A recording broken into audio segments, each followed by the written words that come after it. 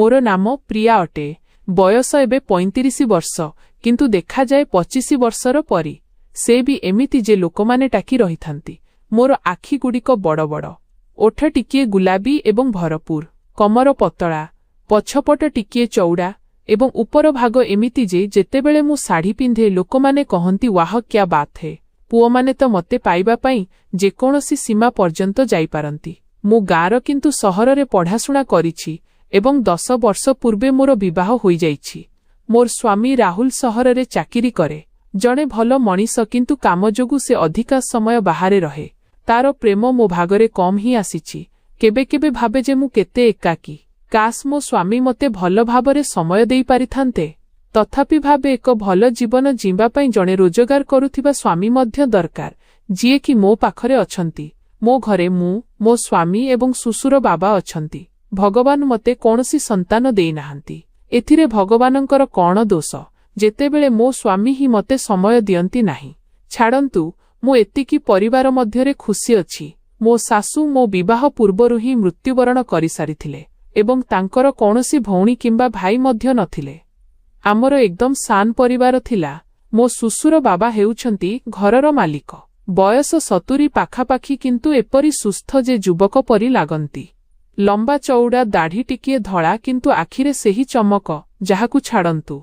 मु आजी आपणंकु मोर एक कहानी सुनाउछि, जाहा आपणंकु बहुत पसंद आसिबो। आपण एहाकु संपूर्ण सुनिबे। तेबे कथाटी सेही दिनर थिला जेतेबेले मु प्रथम थर पई सुसुर घरकु आसीथिली। ना, विवाह परर नुहे, सेतेबेलर कथा पुरुणा होई गलानी। आरे मु धीरे धीरे कहूछि ना। विवाह परे मु एवं राहुल सहररे रहुथिलु, कारण तांकर चाकिरी सहररे थिला। किंतु दिने राहुल कहिला, प्रिया, गाँरे बाबूजी एका अछंती। मा तो वर्ष वर्ष पूर्वे चाली जाइछंती।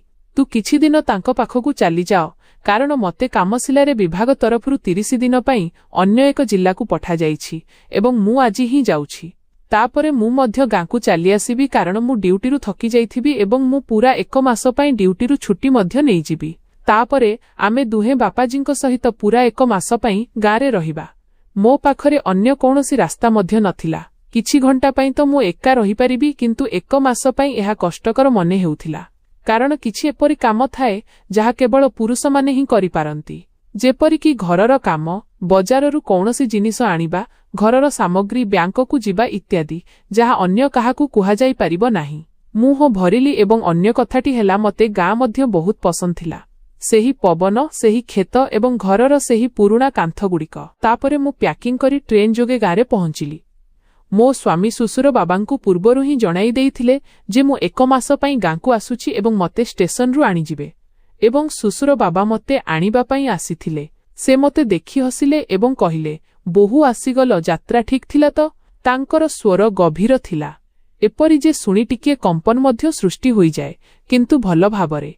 मु कहिली, हाँ बापाजी, बहुत भल यात्रा थिला। मु नाली रंगर साड़ी पिंधिथिली, जहा टिके टाइट थिला। ओह्लाइबा समयरे ब्याग पड़िबाकु जाउथिला। सुसुर बाबा ततक्षणात धरी पकाइले। तांकर हाथ मो कमरकु टिके छुईगला। मु चमकी पड़िली, किंतु से कहिले, संभली काम कर बहु, एबे पड़ी जाइथंतु। मु हसिसी कहिली, हाँ बाबूजी, धन्यवाद। से हाथ, आरे एपरि लागिला जेपरि जानी सुनी, किंतु हुए तो बसतः। तापरे आमे गाड़ीरे बसिलु गाँर रास्तारे। बाटरे से कथाबार्ता हेबाकु लागिले। बहु, तू कह केमिति अछु एवं मो पुओ केमिति अछि? मु कहिली, सबु भल अछि बापाजी, आपण कहंतु केमिति अछंती?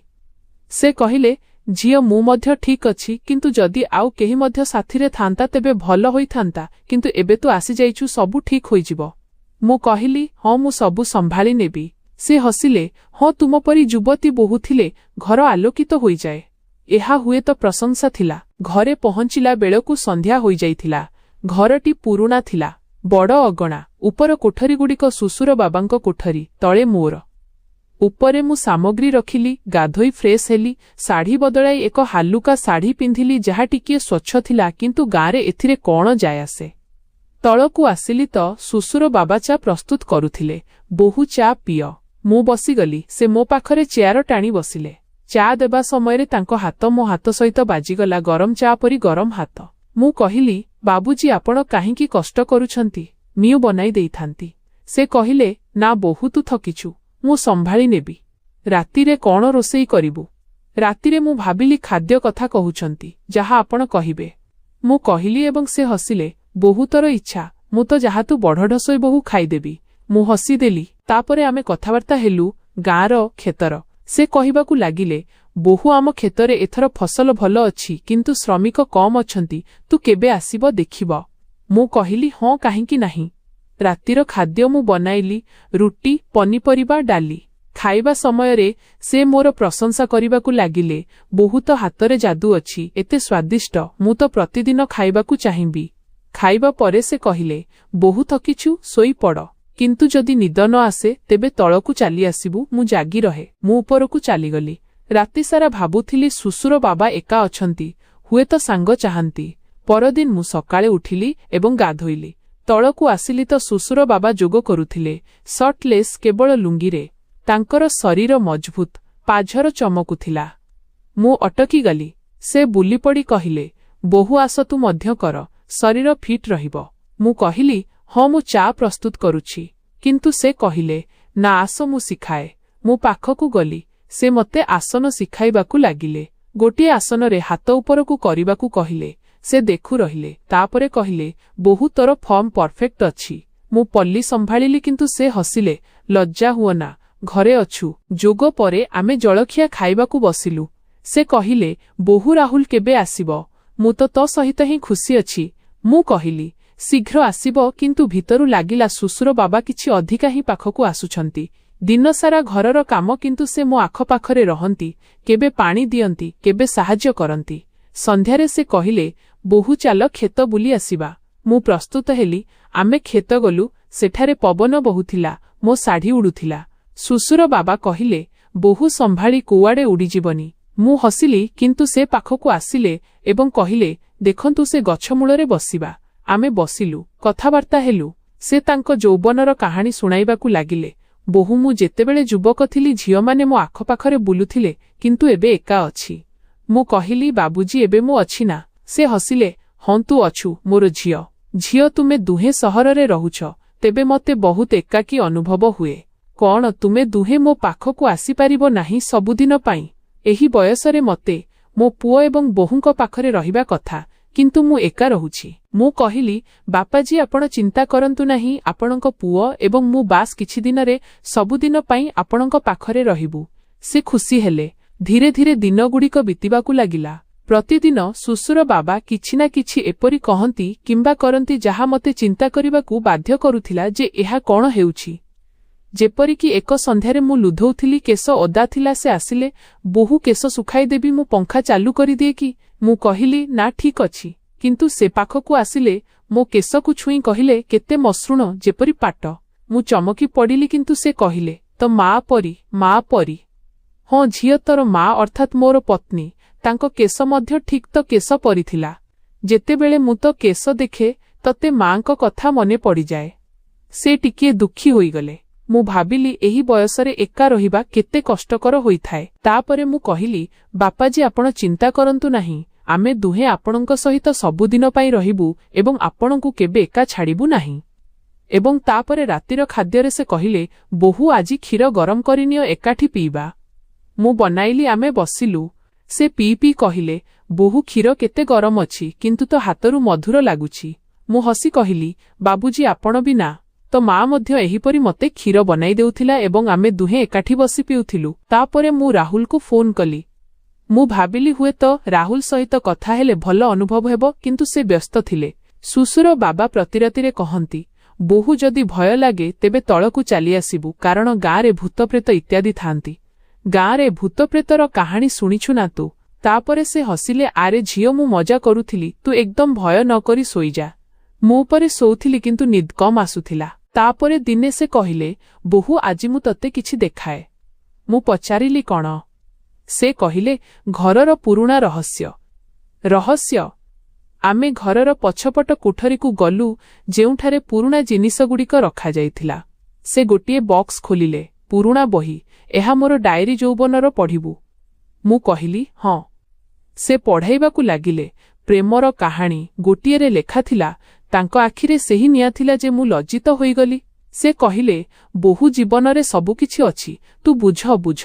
ଲାଗିଲା ଯେପରି ମତେ ପ୍ରସ୍ତୁତ କରୁଛନ୍ତି, କିନ୍ତୁ ମୁଁ କହିଲି ବାବୁଜୀ ଭଲ ଅଛି। ସନ୍ଧ୍ୟାରେ ସେ କହିଲେ, ବୋହୂ ଆଜି ମାଲିସ କରିନିଅ, ଥକି ଯାଇଛ। ମାଲିସ? ମୁଁ କହିଲି ନା, କିନ୍ତୁ ସେ କହିଲେ ମୁଁ କରୁଛି। ଗୋଡ଼ର। ମୁଁ ମନା କରିପାରିଲି ନାହିଁ। ସେ ମୋ ଗୋଡ଼ ଚାପିବାକୁ ଲାଗିଲେ, ହାତ ଗରମ। ବୋହୂ ତୋର ଗୋଡ଼ କେତେ ନରମ। ମୁଁ କହିଲି, ବାସ୍ ବାବୁଜୀ, କିନ୍ତୁ ସେ ଜାରି ରଖିଲେ ଏବଂ କଥା ହେଲେ, ବୋହୂ ରାହୁଲ ଭାଗ୍ୟଶାଳୀ, ତୁ ପରି ପାଇଛି। କିନ୍ତୁ ମୁଁ ମଧ୍ୟ, କାରଣ ତୁ ପରି ମତେ ବୋହୂଠାରୁ ଅଧିକ ଝିଅ ମିଳିଛି। ମୋର କୌଣସି ଝିଅ ମଧ୍ୟ ନାହିଁ ଯାହାକୁ ମୁଁ ଝିଅ ପରି ଭଲ ପାଇପାରିବି। ମୁଁ ପୁଅକୁ ତ ପୁଅର ଭଲ ପାଇବା ଦେଇଛି, କିନ୍ତୁ ଝିଅ ୱାଲ ଭଲ ପାଇବା ମୁଁ ଅନ୍ୟ କାହାକୁ ଦେଇପାରିବି ନାହିଁ।